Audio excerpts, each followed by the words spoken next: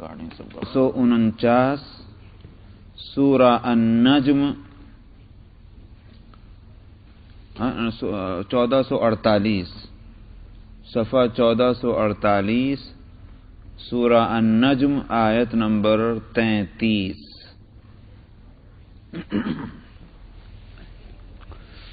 اعوذ باللہ من الشیطان الرجیم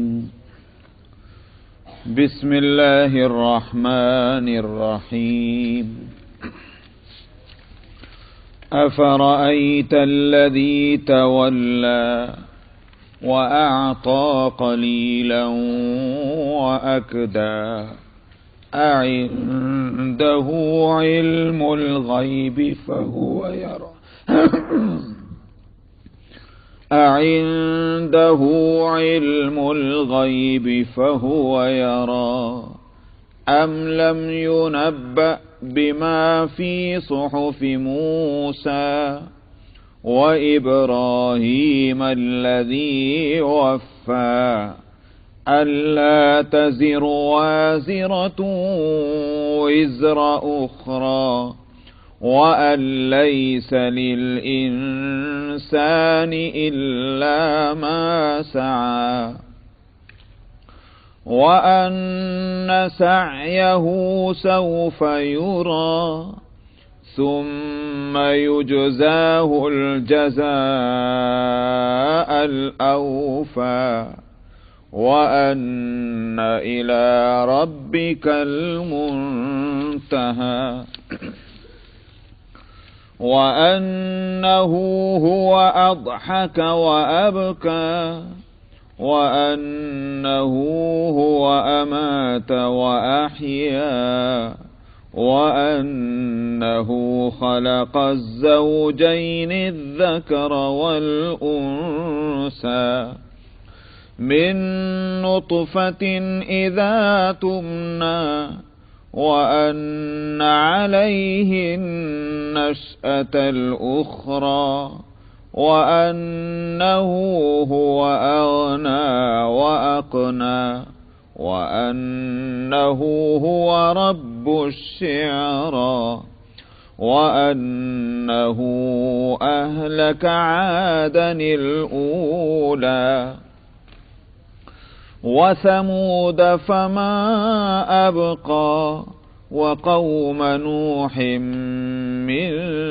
قبل إنهم كانوا هم أظلم وأطغى والمؤتفكة أهوى فغشاها ما غشى فبأي آلاء ربك تتمارى هذا نذير من النذر الأولى أزفت الآزفة ليس لها من دون الله كاشفة أفمن هذا الحديث تعجبون وتضحكون ولا تبكون وأنتم سامدون فاسجدوا لله واعبدوا صدق اللہ العظیم. آخری آیت سجدے کی ہے، اس لیے سجدہ کرنا نہ بھولیں.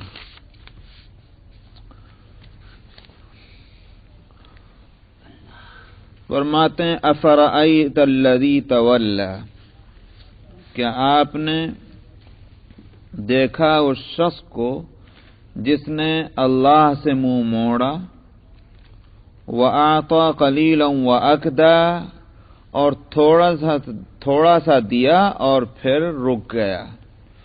کیا عندہ علم الغیب فہو یرا، کیا اس کے پاس علم غیب ہے کہ جس کو وہ دیکھتا ہے.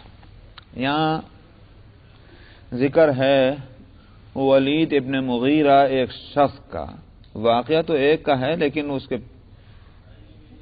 اس کی جو حالت تھی اور اس حالت کے ہونے کی جو وجہ تھی وہ ضروری نہیں کہ اسی ایک فرد کے اندر پائی جائے، وہ اوروں میں بھی ہو سکتی، اسی لیے اس کو ذکر کیا گیا. ولید ابن مغیرہ مکے کے سرداروں میں تھے، مشہور آدمی، اور اس نے ارادہ کیا کہ اسلام قبول کر لے، نبی کریم صلی اللہ علیہ وسلم کی دعوت اسلامی کو قبول کرنے کا اس نے ارادہ کیا۔ اس کے ایک مشرک دوست کو اس کا پتہ چلا تو وہ آیا اور آ کر کہا کہ تم اپنے آبائی دین کہیں کو چھوڑ رہے ہو؟ انہوں نے کہا صاحب یہ اللہ کے یہاں جواب دینا ہے اپنے اعمال کا، افعال کا، عقیدے کا، تو اس لیے اب یہ صحیح مذہب ہے تو میں اس کو اختیار کرتا ہوں۔ اس نے کہا کہ وہاں کی فکر چھوڑ دو، مجھے اتنا دے دو، میں ذمہ داری لیتا ہوں کہ اللہ میاں کے یہاں کی جو پکڑ ہوگی تو وہ میں تمہاری طرف سے میں پیش ہو جاؤں گا۔ دنیا میں ہوتا ہے کوئی ضمانت لے لے کہ بھائی ٹھیک ہے تمہاری جان چھٹی، بس میں ذمہ دار سارے معاملات کا۔ انہوں نے کہا میں ذمہ دار ہوں، تم مجھے اتنا پیسے دے دو۔ ولید ابن مغیرہ یہ سن کے تیار ہو گیا، چلو بھائی ہمارا تمہارا ایگریمنٹ، ہم اتنا پیسہ تمہیں دے دیں گے، آخرت کی ساری مصیبت تم جھیلتے رہنا۔ مگر اس کے بعد ہوا یہ کہ کچھ دیا اور دینے کے بعد پھر رک گئے، اور دین بھی نہیں قبول کیا اور اس کا پیسہ بھی پورا نہیں دیا۔ تو ایک تو یہ معاملہ اتنا سیریس کہ اس میں کیا یہ بچوں کے سے کھیل ہوا کرتے ہیں؟ انہوں نے کہا پیسے لے لیجئے، میری جان چھوڑوا دیجئے اللہ میاں سے، اور اس پہ بھی مزید یہ کہ دیتے دیکھتے بھی رک گئے، وہ بھی نہیں دیا جو معاہدہ کیا تھا، جو وعدہ کیا تھا۔ تو یہ تو اور ذلیل حرکت ہے، اس لیے اس کا ذکر کیا۔ اور میں نے کہا کہ اس کے پیچھے جو وجہ ہے کہ جس نے ولید ابن مغیرہ کی حالت کی تھی، قرآن دراصل اسی پر جو ہے وہ گرفت کر رہا ہے۔ فرمایا کہ کیا آپ نے دیکھا کہ اس شخص کو جس نے اللہ سے منہ موڑا اور تھوڑا سا دیا اور پھر رک گیا، اعندہ علم الغیب فہو یرا، وہ تو واقعہ تھا لیکن یہ ہے وہ وجہ، کیا اس کے پاس علم غیب ہے کہ جس کو یہ دیکھتا ہے؟ مراد کیا ہے؟ مراد یہ ہے کہ قیامت میں یہ ہوگا، اس کو کیسے معلوم کہ کسی کو پیسے دے دینے سے، کسی کو ذمہ دار بنا دینے سے آخرت کی پکڑ سے بچ جائے گا؟ آخرت کے معاملے کی اطلاع نبی دے سکتا ہے اللہ کی طرف سے، غیر نبی کیسے آ کر کھڑا ہو کر یہ کہہ سکتا ہے کہ صاحب میں ذمہ دار ہوں؟ تو یہ تو غیب کی باتیں ہیں، اور غیب کا علم کسی کے پاس ہے نہیں، تو یہ فیصلہ اس نے کیسے کیا؟ یہ ہے اصل وجہ۔ آگے اور چلیے، ام لم ينبأ بما فی صحف موسیٰ وابراہیم الذی وفا، کیا اس کی اطلاع نہیں دی گئی جو کچھ موسیٰ کے صحیفوں میں اور اس ابراہیم کے صحیفوں میں تھا جس ابراہیم نے وفاداری کی ہے؟ وفاداری کی ہے کس نے؟ ابراہیم نے۔ کس سے کی ہے؟ اللہ سے۔ حضرت ابراہیم علیہ السلام کا ذکر تو اس لیے آیا کہ اہل مکہ اپنے آپ کو اولاد ابراہیم کہتے ہیں، نہ صرف یہ کہ اولاد ابراہیم بلکہ دین ابراہیمی پر کہتے ہیں۔ تو بتایا کہ جن کی طرف تم اپنی نسبت کرتے ہو وہ وفادار تھے اللہ کے، اور تمہاری حالت کیا ہے؟ نمبر ایک۔ اور موسیٰ علیہ السلام کا ذکر اس لیے آیا کہ اہل مکہ حضرت موسیٰ علیہ السلام کو بحیثیت نبی کے جانتے تھے، اس لیے کہ یہود کافی تھے عرب میں اور وہ اہل علم سمجھے جاتے تھے، اور ان کی نسبت سے اور ان کے کہنے سننے سے موسیٰ علیہ السلام کو نبی سمجھا جاتا تھا۔ تو دونوں کا نام اسی لیے لیا۔ موسیٰ جن کی نبی کی شہرت ہے، ان کے صحیفوں میں کیا گزر چکا؟ ابراہیم جن کی طرف تم اپنی نسبت کرتے ہو، ان کے صحیفوں میں کیا گزر چکا؟ اس کو آگے ذکر فرما رہے ہیں، اللہ تزر وازرۃ وزر اخری، کہ کوئی بھی دوسرے کا بوجھ نہ اٹھائے گا۔ کہاں؟ یہ دنیا میں یا آخرت میں؟ بعض لوگوں نے غلطی کی ہے اور اس سے مراد دنیا کی حالت کو لیا ہے کہ دنیا میں کوئی کسی کا بوجھ نہیں اٹھاتا، اور اس کا مطلب کیا نکالا؟ اس کا مطلب یہ نکالا کہ کوئی بھی شخص اتنی ہی چیز کا مالک ہو سکتا ہے کہ جتنی چیز کے لیے اس نے محنت کی ہے۔ اگر اس نے محنت نہیں کی اس کے لیے، اس کا وہ مالک نہیں ہو سکتا۔ مالک کون ہوگا؟ اسٹیٹ ہوگی۔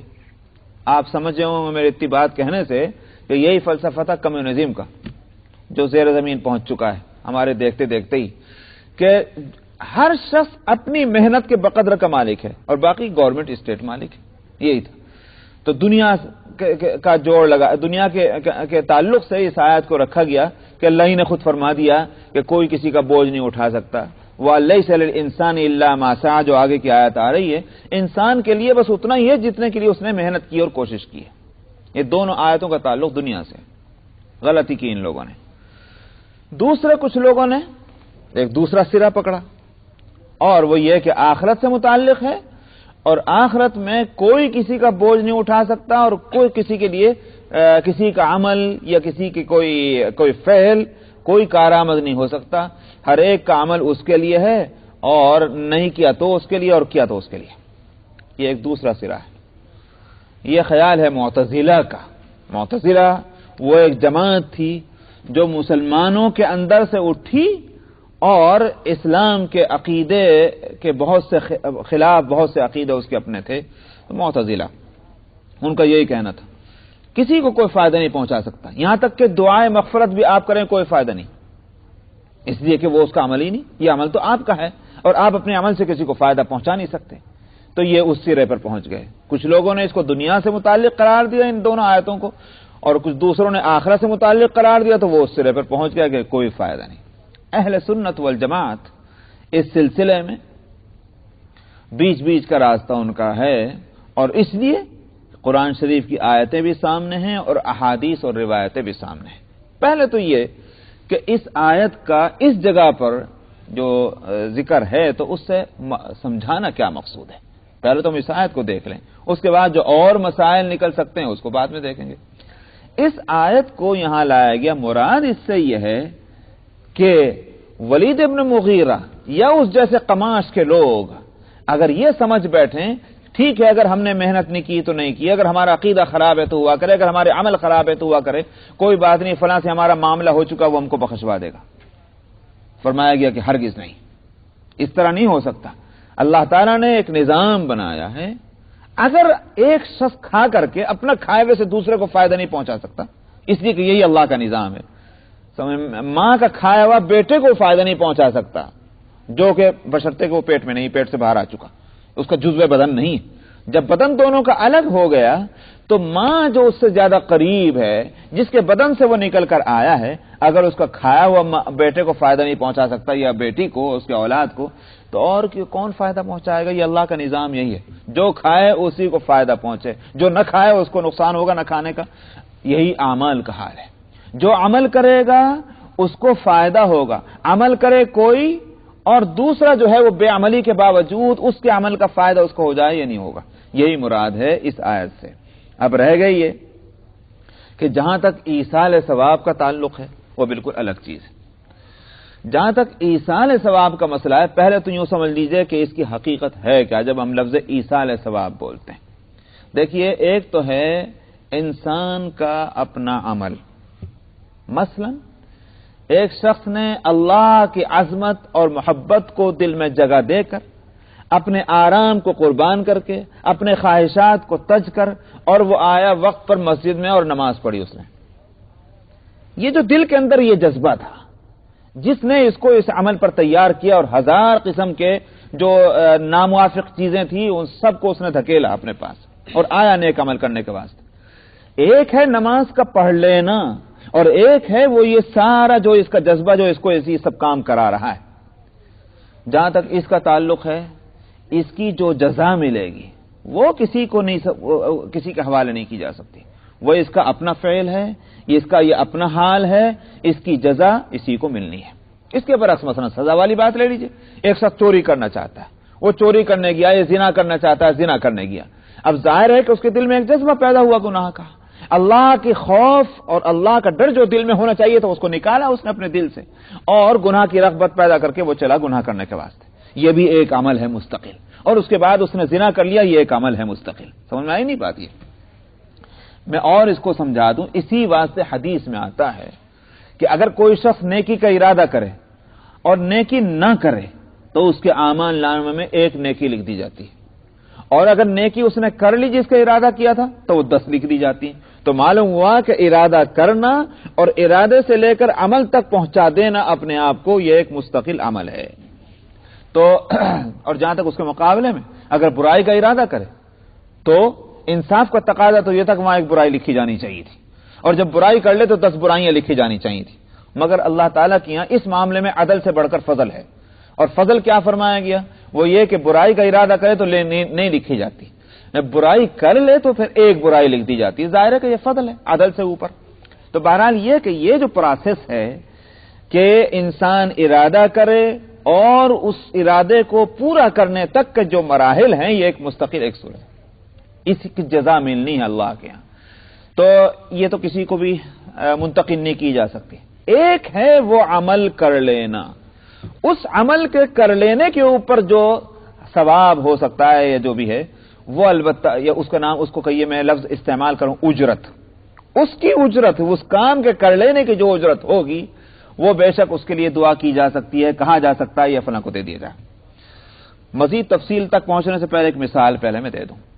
مثلا ایک شخص پہلوانی کرتا، سمجھ میں آیا، اور ورزشیں کر رہا ہے، ایکسرسائز کر رہا ہے، کھانا بھی کھا رہا ہے، اچھی چیز غذائیں بھی پہنچ رہی، ساتھ میں وہ یہ سارے عمل کا جو تعلق ہے وہ کسی کلب سے ہے، کسی سوسائٹی سے ہے، کسی آرگنائزیشن سے، جس نے اس کی تنخواہ مقرر کر رکھی ہے کہ تو پہلوانی کر، باڈی اپنی بنا اور دنگل میں جا کر کشتیاں کرنا، اور تجھے وہاں سے وہاں جو کچھ وہ ملے گا وہ ہماری طرف سے۔ اس سب کام کے لیے اس کو تنخواہ دی جاتی ہے مہینہ مہینہ۔ ہوتے ہیں نا بھئی پہلوان، کھیلنے والے، کودنے والے، ان کو تنخواہیں دی جاتی ہے کہ نہیں دی جاتی؟ اس میں دو چیزیں ہیں، ایک ہے بدن کے اندر وہ طاقت اور قوت، انرجی کا آنا جو اس ایکسرسائز کے نتیجے میں آئی ہے، ظاہر ہے وہ تو اسی کو ملنی ہے، وہ کسی اور کو مل نہیں سکتی، اگر وہ چاہے بھی تو نہیں مل سکتی۔ ایک ہے وہ سیلری یا وہ انعام یا وہ ریوارڈ کہ اگر کشتی میں جیت جائے تو وہ ریوارڈ ملے گا، یا وہ سیلری اور تنخواہ کہ جو اس کلب کی طرف سے دی جا رہی ہے، اگر وہ یوں کہے کہ یہ مجھے نہیں، میری بیوی کو دے دی جائے، میرے بچوں کو دے دیا جائے، یہ دی جا سکتی ہے۔ آئی بات سمجھ میں نہیں؟ ٹھیک یہ دو چیزیں ہیں، ایک ہے عمل کا وہ پروسیس کہ جو اس کے پیچھے تقوی یا فسق و فجور جو کام کر رہا تھا اس کی جزا تو سوائے اس کے اور کسی کو مل ہی نہیں سکتی، ایک ہے اس عمل کا جو ریوارڈ ہے، وہ جس کو کہا گیا ثواب، وہ بے شک منتقل ہو سکتا ہے اس تفصیل کے ساتھ جس تفصیل کو میں آگے انشاءاللہ بیان کر رہا ہوں۔ اب جہاں تک اعمال کا تعلق ہے، اعمال جو ہیں یہ عبادات، ایک تو بات یہ ہے کہ وہ ثواب کس چیز کا پہنچایا جا سکتا ہے، ہر عمل کا نہیں، اس میں دو شرطیں ہیں۔ ایک شرط تو یہ کہ وہ از قسم عبادات ہو، از قسم حسنات ہو، برائی نہ ہو، گناہ نہ ہو، نیکی ہو، نمبر ایک، اور نمبر دو یہ کہ وہ اللہ کے واسطے کی جا رہی ہو۔ اگر غیر اللہ کے لیے کوئی کام کیا گیا یا سرے سے وہ قواعد شریعت کے مطابق وہ نیکی اور عبادت ہی نہیں، تو اس پر تو خود اس کو کچھ نہیں ملنے والا، وہ دوسرے کو کیا دے گا؟ بات سمجھ میں آئی نہیں بات؟ اس لیے دو شرطیں ہیں، یاد رکھیے، ایک تو یہ کہ وہ عمل اللہ کے لیے کیا جا رہا ہو، اور دوسرے یہ کہ قواعد شریعت کے مطابق وہ عمل نیکی کا عمل ہو۔ یہ دو شرطیں۔ اس کے لیے میں دوسرا لفظ استعمال کر لوں، ایک ہی لفظ، اور وہ ہے عبادت۔ اس کا مطلب یہ ہے کہ وہ عمل عبادت کے قسم میں سے ہو، صحیح، تب اس کا ثواب دوسرے کو پہنچایا جا سکتا ہے۔ ایک بات ہوئی۔ اب دیکھنا یہ ہے کہ کس طرح کی عبادتوں کا ثواب پہنچا سکتے ہیں، ہر طرح کی عبادتوں کا یا کوئی اس میں بھی تفصیل ہے۔ عبادت کی دو قسمیں ہیں، ایک عبادت بدنی اور دوسری عبادت مالی، یا تیسری قسم ایک اور نکلتی ہے کہ وہ مالی بھی ہے اور بدنی بھی ہے۔ بدنی عبادت جیسے نماز، اس میں تو کوئی پیسہ نہیں خرچ ہوتا بھائی، مسجد بنانے میں پیسہ خرچ ہوگا مگر نماز پڑھنے میں تو کوئی پیسہ نہیں خرچ ہوتا۔ یہ خالصتاً بدنی عبادت ہے کہ بدن کی حرکت سے ہی وہ عبادت ادا ہو سکتی ہے، اس کے سوا نہیں۔ پیسہ خرچ کرنے سے عبادت نہیں ہو سکتی، بدن کی حرکت سے ہوگی، تو اس لیے اس کو بدنی عبادت کہتے ہیں۔ اسی طرح روزہ رکھنا، ظاہر ہے کہ روزہ جو ہے ہماری عبادت نہیں، بدنی عبادت ہے۔ تو ایک قسم تو یہ ہوئی۔ دوسری خالص مالی عبادت، زکوٰۃ، صدقہ فطر، یا اسی طرح سے اور جتنے بھی نیکیوں کے صدقات نافلہ وغیرہ وغیرہ وغیرہ جو راہ خدا میں خرچ کرنے کے خالصتاً اللہ کے واسطے، اللہ کو راضی کرنے کے لیے نیک کاموں میں خرچ کرنا، ایک یہ ظاہر ہے کہ مالی عبادت ہے۔ تیسری قسم جو مالی اور بدنی دونوں حیثیتیں اس میں ہیں، ایک ایسی قسم عبادت کی جیسے حج۔ حج جو ہے وہ مالی اور بدنی عبادت ہے، اس میں مال بھی خرچ ہوتا ہے اور اس میں بدن بھی استعمال ہوتا ہے۔ یہی وجہ ہے کہ اگر کسی شخص کے ذمہ حج فرض تھا اور وہ حج نہ کر سکے، کسی وجہ سے جس کی میں آگے ضرورت ہوئی تو بتاؤں گا میں انشاءاللہ موقع ہوا. لیکن اگر وہ مر جائے یہ وصیت کر کے کہ میں تو حج نہیں کر سکا جو فرض تھا، میری طرف سے حج کرا دیا جائے. مثلا کوئی شخص شکاگو کا رہنے والا تھا اور اس نے وصیت کی کہ میں حج نہیں کر سکا، میری طرف سے حج کرا دیا جائے. ورثہ کیا کریں؟ کہنے لگے بھائی کہاں کو پیسے خرچ کرو، ہمارا رشتہ دار وہ وہاں مکے میں رہتا ہے، اسی کو خط لکھ دو یا فون کر دو، بھائی میت کی طرف سے تو حج کر دے. نہیں ہوگا، یہ نہیں ہو سکتا. کیوں؟ اس لیے کہ وہاں بدن تو اس کا استعمال ہو رہا مگر پیسہ نہیں خرچ ہو رہا ہے.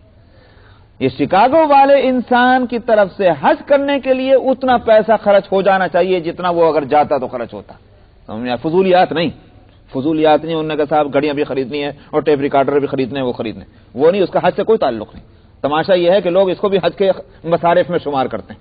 سمجھ میں آیا؟ ایک میں جب گیا ایک دفعہ تو ایک صاحب کو میں نے دیکھا، میں نے نماز پڑھ کے آیا ظہر کی، تو میں نے دیکھا کہ صاحب ان کے بیچارے پسینے پسینے ہو رہے ہیں اور تمام پیروں پر بھی گرد ورد پڑی ہوئی ہے. تو میں نے کہا میں کہاں سے آ رہے ہیں حاجی صاحب؟ اجی کہنے لگے کہ بس مصیبت ہے، بازار سے آ رہا ہوں. اب میں نے کہا نماز پڑھ لیا آپ نے؟ جی کہاں نماز پڑھی، نماز اب آیا ہوں میں تھکا کے، اب ذرا سانس لے لوں، نماز پڑھنے جاؤں گا. تو میں نے کہا بازار میں ایسا کیا کام تھا کہ وہ آپ کی نماز بھی گئی؟ تو کہنے لگا جی مصیبت ہے نا، وہ سارے رشتہ دار دوست احباب سارے رخصت کرنے کے واسطے آئے تھے، ان کے واسطے سامان خریدنا پڑ رہا ہے. اب 25,000، یہ آج سے میں 10 سال بلکہ سن 75 کی بات کہہ رہا ہوں. سن 75 کتنا ہو گیا؟ 15 سال 16 سال کی بات ہے. 16 سال پہلے کہتا ہے 25,000 روپیہ خرچ ہونے جا رہا ہے صاحب میرا حج کے اوپر.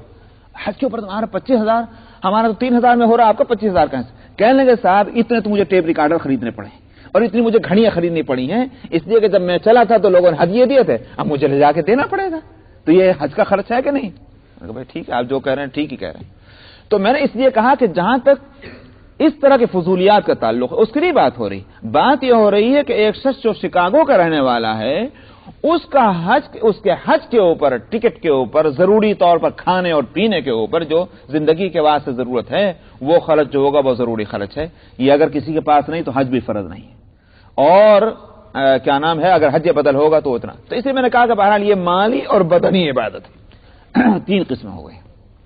اب جہاں تک امام شافعی اور امام مالک رحمت اللہ علیہ کا تعلق ہے، ان کا کہنا یہ ہے کہ صرف مالی اور وہ کہ جو مالی بھی ہے اور بدنی بھی ہے یعنی حج، اس کا ثواب پہنچایا جا سکتا ہے دوسرے کو، خالص بدنی عبادتوں کا ثواب نہیں پہنچایا جا سکتا.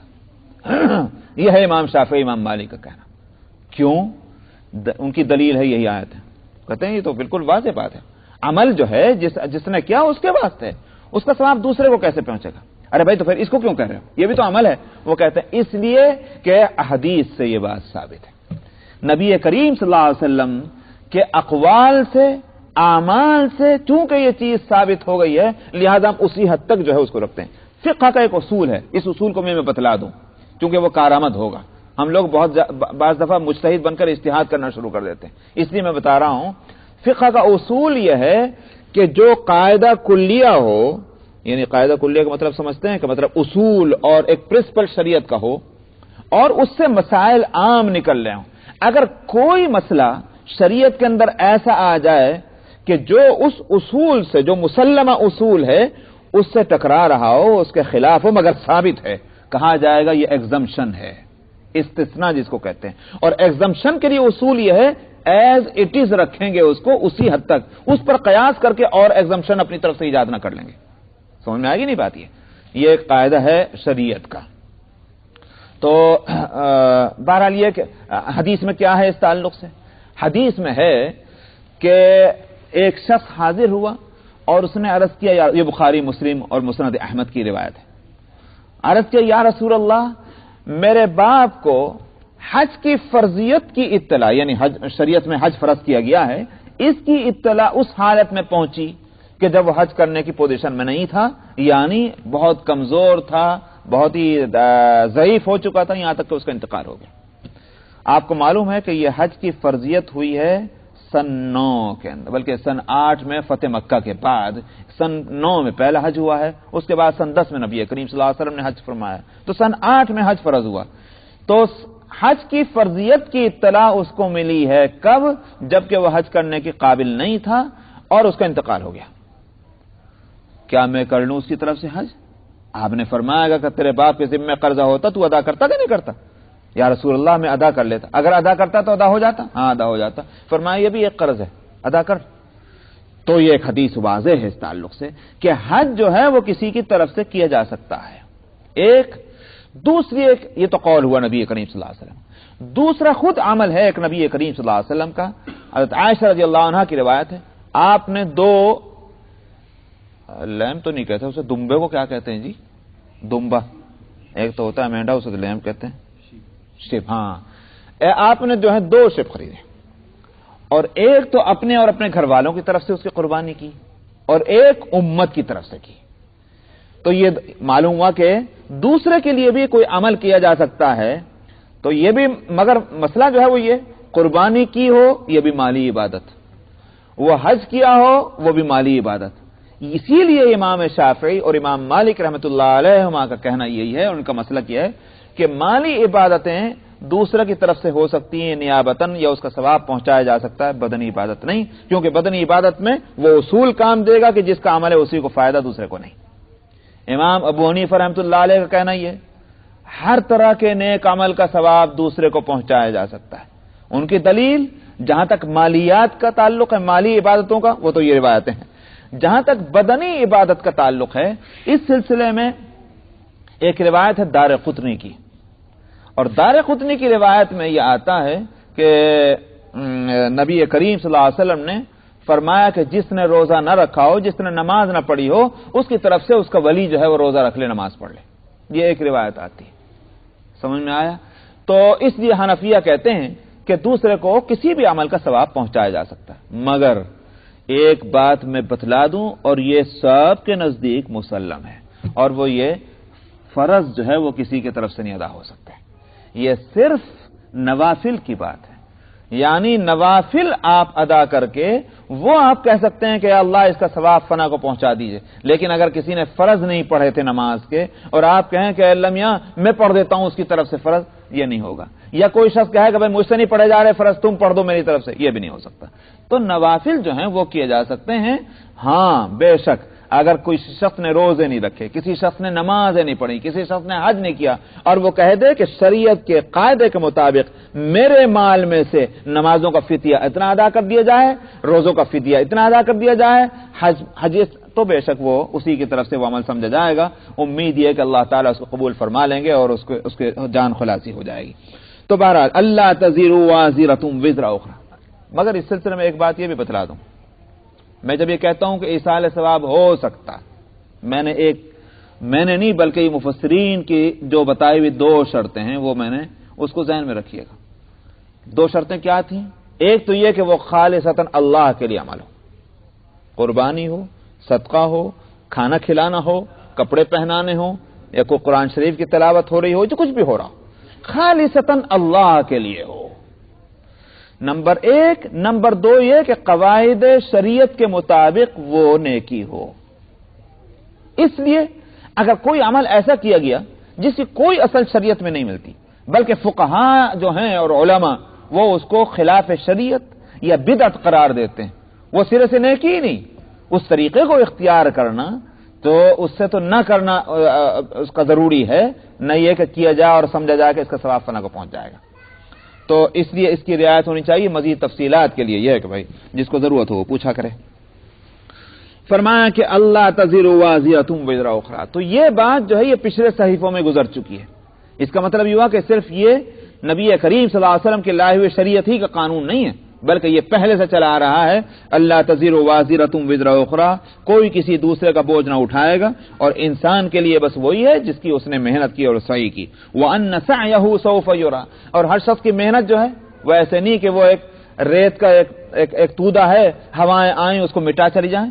فرمایا کہ جہاں تک اس کی محنتوں کا تعلق ہے اس کو ضرور دیکھا جائے گا. دیکھا جائے گا کا مطلب یہ ہے کہ اس کی جانچ اور پڑتال ہوگی. ثُمَّ يُجْزَاهُ الْجَزَاءَ الْأَوْفَى. اور پھر پورا بدلہ بھی دیا جائے گا. پورا بدلہ دیے جانے کے معنی یہ ہے کہ کسی نے جتنی نیکی کی یہ نہیں ہوگا کہ اس کی نیکیوں کا کچھ حصہ ضائع کر کے اور تھوڑا 50% اور 75% اعمال کی جزا دے دی جائے اور کچھ کو ضائع کر دیا جائے. پورا بدلہ ملنا ہے، جو برائیاں ہیں اس کو بھی اور جو اچھائیاں ان کو بھی. فَمَن يَعْمَلْ مِثْقَالَ ذَرَّةٍ خَيْرًا يَرَهُ وَمَن يَعْمَلْ مِثْقَالَ ذَرَّةٍ شَرًّا يَرَهُ. جس نے ایک رائی کے دانے کے برابر بھی جس نے برائی کی وہ اس کو دیکھے گا، اسی طرح رائی کے دانے کے برابر نیکی کی اس کو دیکھے گا. تو لائی تو جائیں گے ایک چیز سامنے، وہ مسئلہ الگ ہے کہ اللہ تعالیٰ کتنوں پر پکڑیں اور کتنوں کو معاف کر دیں، وہ مسئلہ الگ ہے. اسی واسطے حدیث سے یہ معلوم ہوتا ہے اسی آیت کے ذیل میں کہ رائی کے دانے کے برابر بھی اچھائیاں برائیاں ہوں گی، ضرور سامنے آئیں گی، معافی کے ساتھ ساتھ. حدیث میں آتا ہے کہ نبی کریم صلی اللہ علیہ وسلم نے فرمایا قیامت میں ایک بندے کا اعمال نامہ پیش ہوگا بارگاہ خداوندی میں، نیکیاں ہیں. اب وہ نیکیوں کو اللہ تعالیٰ ادھر دیکھیں گے تو وہ خوش ہو جائے گا، ہو گئی میری جان چھٹی، تو اس کو اپنے سے قریب کیا جائے گا. اللہ تعالیٰ اپنے سے قریب اس کو کریں گے، بلائیں گے بہت قریب، یہاں تک کہ اللہ تعالیٰ جیسے اس کی شان ہے اپنا ہاتھ اس کے اوپر رکھ دیں گے، اتنا قریب کریں گے. فرمائیں گے تیرے یہ اعمال تو نے دیکھ لیے، لیکن کچھ چیزیں وہ بھی ہیں کہ جو اس میں نہیں ہیں. تو نے یہ ارادہ کیا تھا، تو نے یہ خیال کیا تھا. اب وہ برے برے خیالات اور برے برے ارادے جو ہیں اور وہ چھوٹی چھوٹی خطائیں جو ہو جاتی ہیں ان سب کو لایا جائے گا سامنے. دیکھ یہ بھی تھا، یہ بھی تھا، یہ بھی تھا. اب یہ کانپنے لگے گا، پریشان ہو جائے گا کہ میں تو سمجھ رہا تھا جان بچ گئی، لیکن یہ تو ساری چیزیں جو اعمال نامے میں نہیں ان کو لایا جا رہا ہے. اللہ تعالیٰ فرمائیں گے سارا کچھ بتا کے، جب اس کے یوں کہیے کہ اوسان خطا ہونے لگ جائیں گے، اللہ تعالیٰ فرمائیں گے دیکھ دنیا میں نے اس سے کسی کو مطلع نہیں کیا، یہ ساری چیزیں چھپا کے رکھی ہیں، تو یہاں بھی میں چھپاتا ہوں، جا جنت میں چلا جا. کیوں لایا جائے گا اس کو؟ یہ کس لیے؟ اس لیے کہ کوئی برائی اور کوئی اچھائی ایسی نہ ہو کہ جو سامنے نہ آ جائے، وہ سامنے لائے پھر معلوم ہو کہ بے شک ہمارا جانا جنت میں جو یہ اللہ کے فضل سے ہے. اور اگر اللہ تعالیٰ فرما رہے ہیں کہ تم جنت میں جا رہے ہو اپنے اعمال کی وجہ سے، تو اس کا درجہ یہ ہے کہ جیسے قدردانی ہو، سمجھ میں آیا؟ ورنہ حقیقتاً جنت میں جانا اللہ کے فضل سے ہے. اس بات کو بتلانے کے بعد یہ مطلب نہیں اللہ کے فضل سے ہے کہ اعمال ہی مت کرو، بلکہ یہ کہ اللہ کے فضل کا مستحق بنانے کے لیے بھی تو کچھ کرنا ہے نا. غیر مستحق کو تو فضل نہیں دیا جا سکتا. اس لیے ایک جو ہے وہاں برائی اور اچھائی اس کو سامنے لائے. ثم یجزاہ الجزاء الاوفی، اور پورا بدلہ دیا جائے گا. وان الی ربک المنتہی، اور یہ کہ آخر کار آپ کے رب ہی کی طرف سب کی انتہا ہے. آخری منزل تو وہی ہے. یہ نہیں ہو سکتا کسی کا ریکارڈ کہیں اور چلا جائے، کسی کا ریکارڈ کہیں اور چلا جائے. سارے معاملات کا مرجع اور لوٹنے کی جگہ اور پہنچنے کی جگہ وہ اللہ سبحانہ و تعالیٰ کی ذات ہے. وَأَنَّهُ هُوَ أَضْحَكَ وَأَبْكَى، اور وہی وہ ذات ہے کہ جو ہنساتی بھی ہے اور رلاتی بھی ہے. کیا مطلب ہنسانا اور رلانا؟ مطلب یہ ہے کہ خوشیاں اور غم اللہ ہی کی طرف سے ملتی ہیں. یہ جو ایک چیز کی طرف اس در پہ جانا اس در پہ جانا، اس کی خوشامد کرنا اس کی خوشامد کرنا، اس پہ چڑھاوے اس کے چڑھاوے، کیوں؟ اس لیے کہ کچھ خوشیاں یہاں سے مل جائیں گی، کچھ برائیاں وہاں سے دور ہو جائیں گی. ایک اللہ کی ذات ہے جو خوشیاں دیتی ہے اور غم دیتی ہے. وَأَنَّهُ هُوَ أَضْحَكَ وَأَبْكَى وَأَنَّهُ هُوَ أَمَاتَ وَأَحْيَا، وہی موت دیتا ہے اور وہی زندگی دیتا ہے. وَأَنَّهُ خَلَقَ الزَّوْجَيْنِ الذَّكَرَ وَالْأُنثَى، اور وہی ہے کہ جس نے دونوں جوڑے پیدا کیے ہیں، نر اور مادہ کا. الذکر والانثى من نطفة اذا تمنى، کہاں سے؟ کہاں اس کا اصل گویا یوں کہیے کہ ابتدا وہ تو ہے نطفہ، جس کو ایک خاص پروسیس کے ساتھ بڑھایا جاتا ہے. تمنا، اس میں گویا بڑھوتری کی جاتی ہے اس نطفے سے. اس نطفے سے پھر کیا ہوتا ہے؟ وَأَنَّ عَلَيْهِ النَّشْرَ، یہ تو آگے کی بات ہے. پھر اسی نطفے سے ایک انسان بنایا جاتا ہے. فرمایا کہ جو اس پروسیس سے گزار کر لایا انسان کو، اس کے ذمے ہے یہ کہ وہ پھر ایک دوسری اس کو یوں کہیے کہ زندگی عطا فرمائے. وَأَنَّ عَلَيْهِ النَّشْأَةَ الْأُخْرَى، وہ کون سی زندگی؟ مرنے کے بعد کی زندگی. کیوں؟ اس واسطے کہ اس انسان کو اللہ تعالیٰ نے اپنے کمال قدرت سے جس طرح پیدا فرمایا اور پیدا فرما کر کائنات کا ایک بڑا حصہ اس کے تصرف میں دے دیا، کوئی تو مقصد ہوگا. آپ جانتے ہیں جتنی بڑی ذمہ داری کسی کو دی جاتی ہے اتنی بڑی چیکنگ بھی اس کی ہوتی ہے. سمجھ میں آیا؟ جتنی ذمہ داریاں ہوں گی اس کے اوپر نعمتیں بھی اتنی ہوں گی، ذمہ داریاں جتنی ہیں. اور پھر اس کی چیکنگ بھی اتنی زبردست ہونی ہے. یہ ہو سکتا ہے کہ ایک پولیس آفیسر جو بیچارہ باہر پھرتا ہے اس کی سیلری کتنی ہے, معمولی سیلری ہوگی جو بھی ہے. اسی بات سے جب فیسلٹیز کم ہیں, کیوں؟ اس لیے کہ ریسپانسبلٹی کم ہے, تو فیسلٹیز کم ہے تو اس کی چیکنگ بھی کم ہے. ہو سکتا ہے چھوٹی موٹی غلطیاں جو ہیں وہ گورنمنٹ اس کے معاف کر دے, لیکن جہاں تک سیکرٹریز آف اسٹیٹ اور سیکرٹری آف ڈپارٹمنٹس جو بڑے بڑے ہائی رینک ہیں, ان کی ذمہ داریاں زیادہ, تو پھر ان کو فیسلٹیز بھی زیادہ, اور پھر ان کی چیکنگ بھی بڑی سخت. چھوٹی سی بھی بات ان کے منہ سے ایسی نکل جائے تو جناب پورا پریس چاہے چیخ پڑتا ہے, پوری گورنمنٹ ہلنے لگتی ہے اور اس کے جناب ان کی پکڑ ہونے لگتی ہے, آپ نے یہ لفظ کیوں بول دیا؟ ارے بھائی زبانی تو ہے, منہ سے نکل گیا. ارے آپ کوئی معمولی آدمی ہے کہ آپ کے منہ سے ویسے ہی الفاظ نکل جائیں؟ آپ کو پہلے تولنا چاہیے پھر بولنا چاہیے, اس لیے کہ آپ وزیر ہیں. تو اس لیے یہی حالت ہے انسان کی اس دنیا میں کہ یہ ساری کائنات میں یہ شہزادہ ہے, بادشاہ کا خلیفہ ہے, اس کی بہت بڑی ذمہ داری ہے. جب بہت بڑی ذمہ داری ہے تو فیسلٹیز بھی خوب دی گئیں اس دنیا میں. اس کو وہ فیسلٹیز کسی اور مخلوق کو نہیں ملی. تب اس صورت میں اس کی چیکنگ بھی سخت ہونی ہے. کیا بولتا تھا, کیا کرتا تھا اور کیا سوچتا تھا, ایک ایک چیز دیکھی جائے گی اس کی, اس لیے کہ اس کی ذمہ داری بہت بڑی ہے. اس لیے فرمایا وَأَنَّ عَلَيْهِ النَّشَةَ الْأُخْرَى, اس کے ذمہ ہے دوسری زندگی کا دینا. وَأَنَّهُ هُوَ أَغْنَى وَأَقْنَى, وہی وہ ہے کہ جو مالدار کرتا ہے اور مطمئن کرتا ہے. یہی ہر شخص اسی کی فکر میں تو لگا نا کہ خوب بڑے مالدار بن جائیں, مگر اس سے بڑھ کر ایک اور چیز ہے, ارے بھائی مال تو مل جائے مگر اطمینان نہ ہو. فرمایا وہ اقنا, اطمینان بھی وہی دیتا ہے مالداری کے ساتھ. وَأَنَّهُ هُوَ رَبُّ الشِّعْرَى, اور وہی رب ہے الشعراء کا. الشعراء کیا چیز ہے؟ دراصل الشعراء ایک ستارے کا نام ہے جس کو عربی میں الکلب الاکبر بھی کہا جاتا. ہو سکتا ہے وہ کتے کی شکل میں ہو, جو اگر دیکھا جائے اس کو ستاروں کے جو شکلیں لوگ تجویز کرتے ہیں اس میں وہ, اس لیے اس کا نام الکلب الاکبر, اور غالباً انگلش میں اس کو ڈاگ یا کچھ اور اس کا نام بھی آتا ہے الشعراء. اس کے تعلق سے مصر والوں کا مشرکانہ عقیدہ یہ تھا کہ جب یہ طلوع ہوتا ہے تو دریائے نیل جو ہے اس میں جو دریا وہ بہتا نا وہاں ریور نیل, اس میں پانی بڑھتا ہے, اور پانی کے بڑھنے سے ظاہر ہے کہ جو مصر کے بڑے بڑے کام اس سے پورے ہوتے تھے دریا کے ذریعے سے, کھیتیاں لہلاتی تھیں, جہاز چلتے تھے, پانی لوگوں کو ملتا تھا وغیرہ وغیرہ. اس لیے وہ اس ستارے کی پوجا کرتے تھے اور اس کو انہوں نے بت بنا رکھا تھا, اس کا نام الشعراء رکھا ہوا تھا. پھر یہ ہوتے ہوتے عرب میں بھی اس کی پوجا ہونے لگی, اس کی عقیدت مندی. خاص طور پر خزاعہ جو ہے وہ اس کا بڑا معتقد تھا, اور سمجھا یہ جاتا تھا کہ یہ قسمتوں کا مالک ہے, اچھی اور بری قسمتیں بنانا اسی بت کے کوئی اختیار میں ہے. فرمایا یہاں ہوا رب الشعراء, اللہ کے اختیار میں جو اس کا بھی رب ہے, اس ستارے کا, ستاروں کے اختیار میں کسی کی قسمتوں کے فیصلے کرنا ہرگز نہیں ہے. وَأَنَّهُ أَهْلَكَ عَادًا الْأُولَى, اور اسی نے ہلاک کیا ہے عاد اولا کو, اور وثمود, اور سمود کو بھی, پھر ان میں سے کوئی بھی باقی نہ رہا. قوم عاد اس کے دو حصے سمجھے جاتے ہیں, ایک عاد اولا اور ایک عاد ثانیہ یا عاد اخرى. قوم عاد تو وہ قوم ہے جس کی طرف حضرت ہود علیہ السلام نبی بنا کر بھیجے گئے, اس کو تو عاد اولا کہتے ہیں, یعنی پہلے عاد. لیکن جب عذاب آیا تھا اس قوم پر, جو مومنین تھے وہ بچ گئے تھے, وہ جو بچے اور آگے چلے ان کی نسل, تو ان کو کہا جاتا ہے عاد ثانیہ. اس کی طرف نبی بنا کر بھیجے گئے, اس کے بعد اسی قوم کو عاد ثانیہ کو سمود بھی کہا جانے لگا. حضرت صالح علیہ السلام وہ ان کے نبی ہوئے. تو عاد اولا تو عاد ہی کہلاتے ہیں, اور عاد ثانیہ یا عاد اخرى جو ہے اس کا دوسرا نام ہو گیا سمود, اس لیے وہاں سمود فرمایا. تو پہلے عاد اولا کو بھی اسی نے ہلاک کیا اور سمود کو بھی اسی نے ہلاک کیا. فما ابقا, ان میں سے کوئی باقی نہیں رہا. یہ عاد اور سمود یہ وہ قومیں ہیں کہ جو پورے عرب کے آبا و اجداد کہلاتے تھے. سمجھ میں آیا؟ یعنی سارے عرب اپنے آپ کو انہی قوم کی اولاد میں قرار دیتے تھے. فرمایا تمہارے باپ دادا کے ان مشرکین کو اور کفار کو ہلاک کرنے والا بھی اللہ ہی ہے. وقوم نوح من قبل, اور اس سے پہلے قوم نوح کو بھی اللہ ہی نے ہلاک کیا.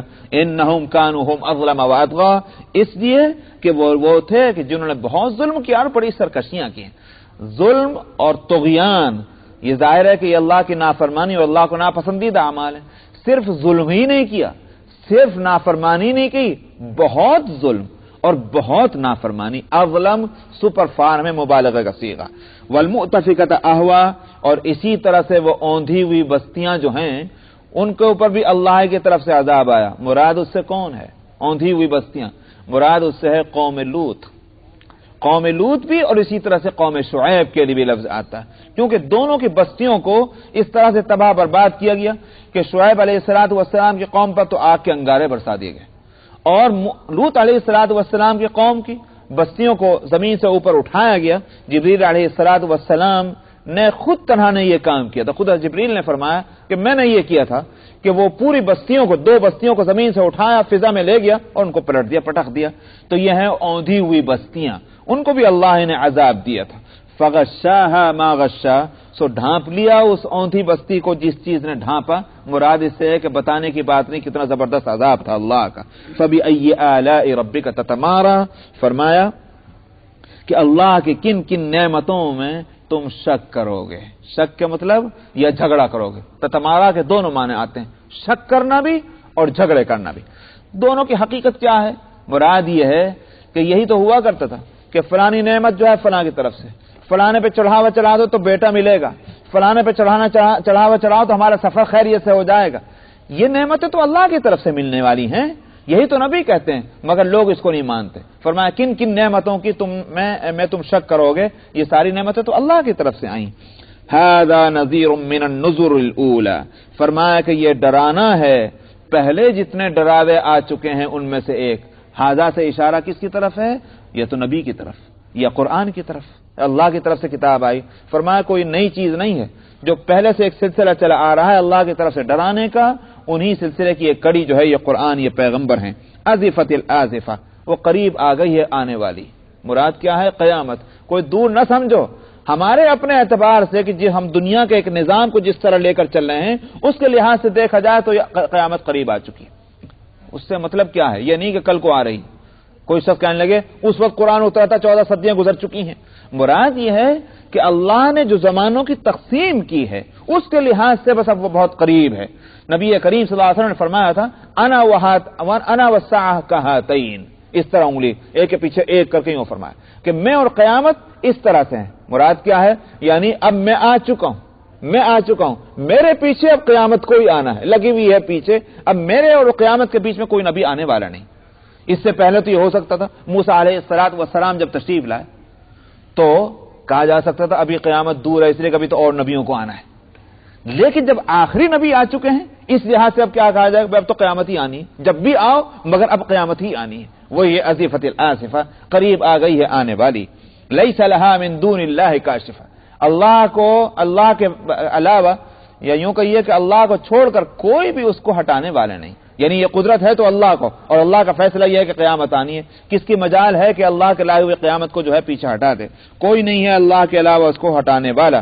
افمن ھذا الحدیث تعجبون, کیا اس بات پہ تم تعجب کرتے ہو؟ کن باتوں پر؟ یہ جو باتیں پیغمبر بیان کرتا ہے جس کے پیچھے یہ دلائل ہیں, اس پر تم تعجب کرتے ہو. اور نہ صرف یہ کہ تعجب, تمہاری غفلت کا عالم یہ ہے کہ ہنستے ہو, روتے نہیں ہو. حالانکہ یہ باتیں رونے کی ہیں, یہ ہنسنے کی نہیں ہیں. وَتَضْحَكُونَ وَلَا تَبْكُونَ وَأَنْتُمْ سَامِدُونَ, اور پھر تم اتنا ہی نہیں بلکہ یہ کہ تم گانا گاتے بجاتے میں گزر جاتے ہو, یا یوں کہیے کہ گانے اور بجانے کے اندر تم مشغول ہو. اس سے اس طرف اشارہ ہے کہ ایک مومن جو ہے اس کا شیوہ کیا ہونا چاہیے, اس کا طریقہ یہ ہونا چاہیے کہ اس کو غم میں, خوشی میں, غصے میں, ہر حالت میں اس کی طبیعت کو تسلی دینے والی چیز قرآن ہونی چاہیے. سمجھ میں آیا؟ نہ یہ کہ اس کو غذا مل رہی ہو, اس کو دل کا بہلاوا جو ہو اس کے واسطے گانا اور بجانا. آج یہ تو حالت.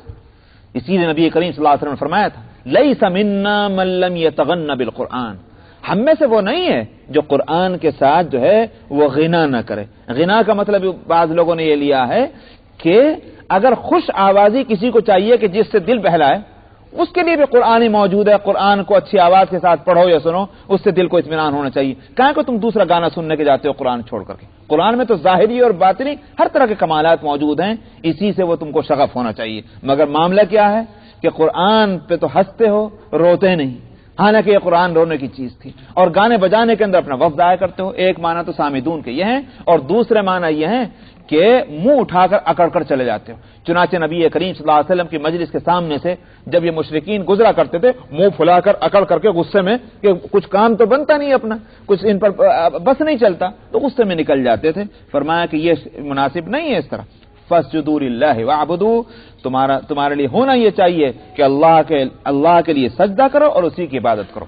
جہاں تک اس آیت کا تعلق ہے, امام مالک رحمۃ اللہ علیہ باوجود اس کے کہ اس آیت پر خود سجدہ کرتے تھے مگر ان کا مسلک یہ تھا کہ یہ آیت سجدے کی نہیں ہے, اس لیے کہ زید بن ثابت رضی اللہ عنہ کی روایت ہے کہ انہوں نے کہا کہ میں نے تلاوت کی نبی کریم صلی اللہ علیہ وسلم کے سامنے اس سورت کو اور آپ نے سجدہ نہیں کیا. اس سے امام مالک نے کہا کہ یہ آیت سجدے کی نہیں ہے. مگر ظاہر ہے کہ اگر آپ نے سجدہ نہیں کیا اس وقت, ہو سکتا ہے کسی اور وقت کیا ہو, یہ دلیل نہیں بنتی. جبکہ اس کے مقابلے